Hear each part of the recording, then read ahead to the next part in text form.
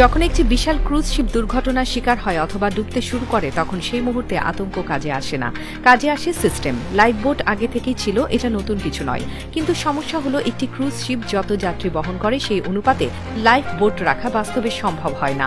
জায়গার সমস্যা আছে, ওজনের সমস্যা আছে এবং এত বেশি লাইফ বোট রাখলে জাহাজের গতিও মারাত্মকভাবে কমে যায়। এই সমস্যার সমাধান হিসেবেই এলো ইনফ্লেটেবল লাইফ সেভিং সিস্টেম।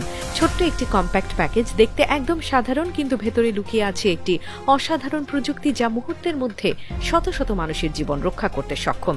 এই সিস্টেমটি যখনই সক্রিয় করা হয় তখনই ভেতরে থাকা কম্প্রেসড গ্যাস যেমন কার্বন ডাই অক্সাইড তাৎক্ষণিকভাবে বের হতে শুরু করে। মাত্র কয়েক সেকেন্ডের মধ্যে সেই শক্তিশালী নাইলন ফ্যাব্রিকের কাঠামোটি ফুলে উঠে একটি পূর্ণ আকারে স্লাইড এবং লাইফ র্যাফটে রূপান্তরিত হয়ে যায়। যেটি এক মুহূর্ত আগেও একটি ছোট্ট প্যাকেজ ছিল, সেটি কয়েক সেকেন্ড পরে একটি পূর্ণ উদ্ধার কাঠামোতে পরিণত হয়।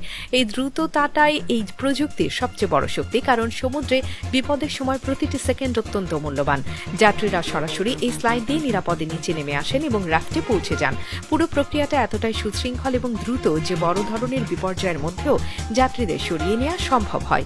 এই প্রযুক্তি হালকা হওয়ার পাশাপাশি অল্প জায়গায় অনেক বড় সমাধান দেয়, যা লাইফ বোটের ক্ষেত্রে কখনো সম্ভব ছিল না। এবং কারণ এই সিস্টেমগুলোর অনেক বেশি সংখ্যায় একটি জাহাজে মোতায়েন করা যায়, তাই প্রায় সব যাত্রীকে একসাথে সরিয়ে নেওয়া সম্ভব হয়। মানে বিপদের মুহূর্তে এই ছোট্ট প্যাকেজটি শত শত মানুষের প্রাণ বাঁচানোর ক্ষমতা রাখে।